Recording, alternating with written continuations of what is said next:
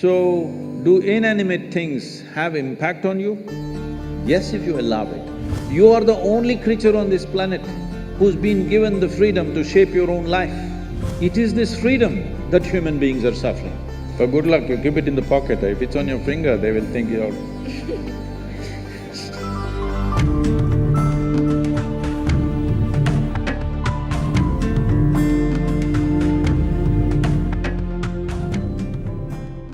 Sir, in the Indian society, when something goes wrong, for let's say someone is not well, so there are three types of people. Ones who go to the hospital, then there are the ones who rush to the temples, and then there are the third ones who rush to the astrologers. So we are actually taught from the beginning that inanimate objects and things around us have the power to control our lives. For example, for example, my mother, when 2 to 3 years back, told me to wear a ring which had a gemstone. I still have it on because, of course, because that's what mom has said. So, You need to take it off, otherwise the boys will think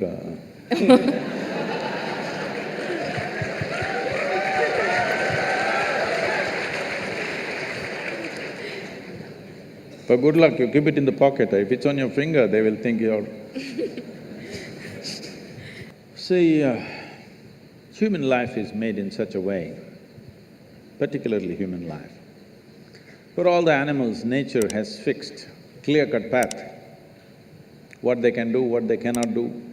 Their lives happen between two lines. They cannot go below that, they cannot go above that.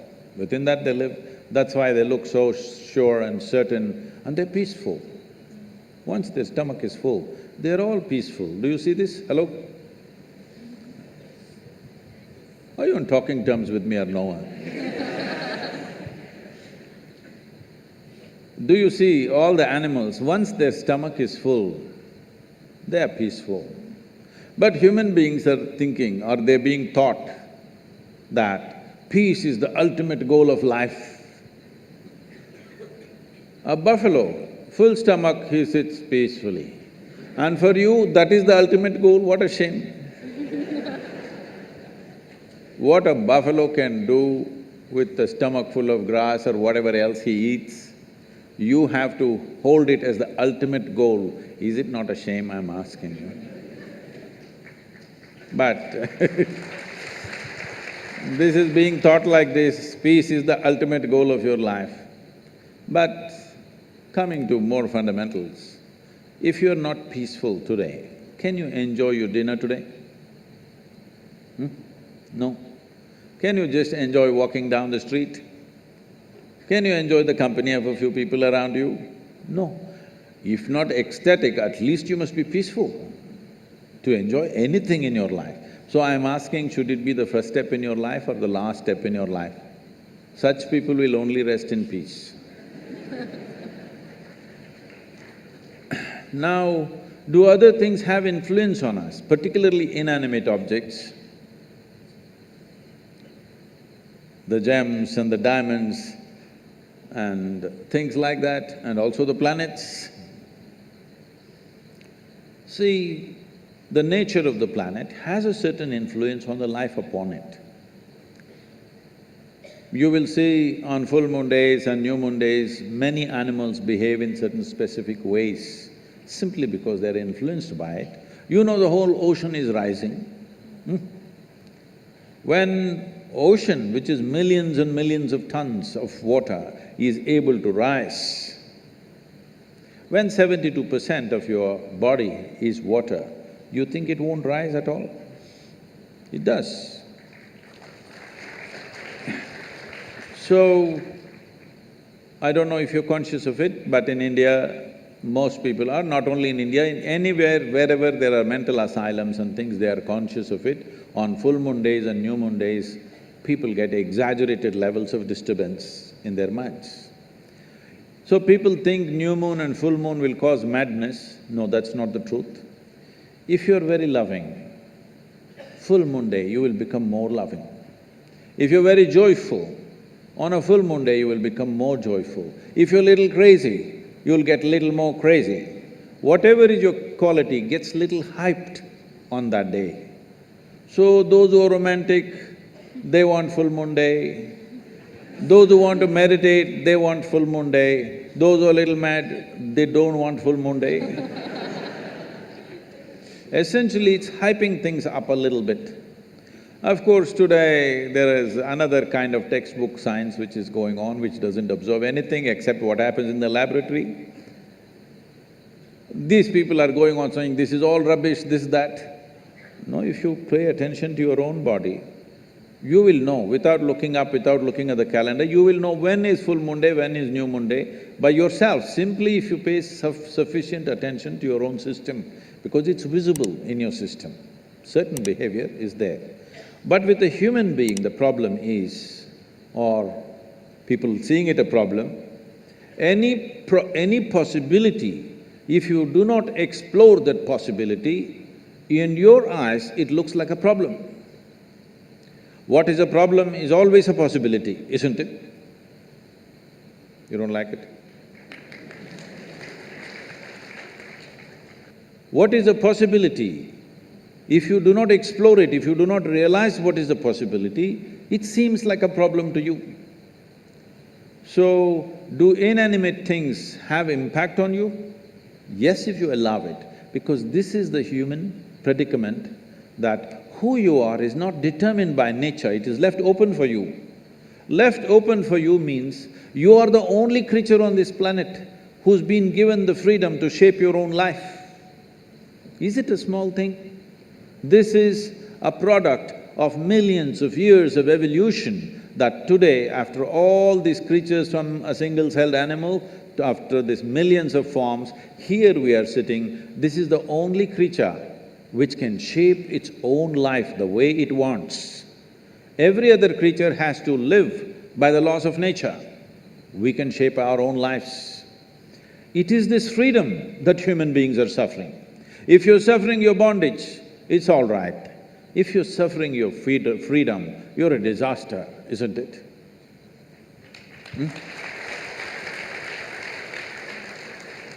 You're suffering your bondages, you're chained to something, you're suffering that, understandable. But you're suffering because you're free. Most human beings are suffering because they're free. They're always trying to bind themselves to something or somebody all the time because freedom scares them. Because freedom is a pathless path. Freedom is an open terrain, there's no fixed line. Because there is no fixed pathway, most people feel terrified. But the highest value in human life is freedom, isn't it so? Hello? In this culture, the highest value in this culture is not God, not heaven. Mukti, moksha, liberation, freedom is the highest value. Established that no matter what you do, you must seek mukti. You can do whatever you do with your life, but all that process should be towards your liberation. You must be moving towards higher and higher levels of freedom on a daily basis. Otherwise, your life is not worth it because you're getting entangled with the process of life. Even if you go to heaven, it's an entanglement. See, I'm sure before you joined IIT, you're still keeping Bombay, right? I see. Before you joined IIT, when you have written your whatever entrance tests and stuff, only thing is somehow I want to get in, because it's like heaven, entering heaven. No matter what, I want to get in, that's the only thing I want. After you get in, see how many problems.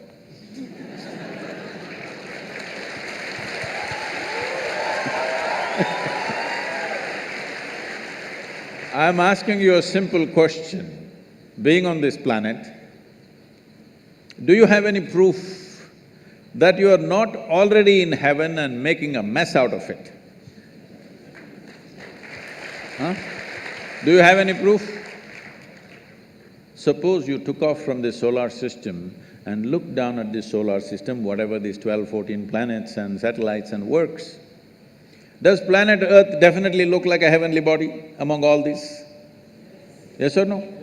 So you're already on heaven and making a mess out of it, and now you want to go to another heaven. This culture does not value heaven, does not value God, values only freedom. We want to be even free from the creation and the creator. Mukti, moksha is the ultimate value because this is not a philosophical value, this is not a religious value, this is something every life is longing for. Only thing is, most human beings are short-sighted that they long for it in installments. See, whatever people are seeking right now, if they have nothing, they will say, if I get 100 rupees per day, Shiva, that's all I want, that's a prayer.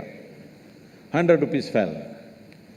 100 rupees, fine, 3 days, 100 rupees, fine. 4th day, only 100 rupees, Shiva. What's the problem with you? Are you so stingy? At least 1,000 rupees a day. Okay, 1,000 rupee note, is it in legal tender, 1,000 rupee note? Huh? No, okay, 2,000 rupees fell. I don't want to get into trouble with that. Where is 1,000 rupees falling for Sadhguru? Where does he have? No, 2,000 rupees fell. You asked for 1,000, 2,000 fell. Wonderful Shiva, fantastic. After 10 days, only 2,000 rupees.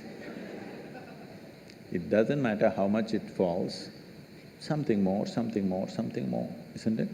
This is not about money. People think it's about money. People think it's about wealth, power, pleasure, love, knowledge. No, these are all different currencies. Essentially, you're looking for expansion because you feel suffocated. If we keep you in the same place for too long, you feel suffocated, you want expansion, you want to be something more all the time. Yes or no? Always something more. Will you settle with fulfillment? No, you will look at the other planets, you look at the new galaxies.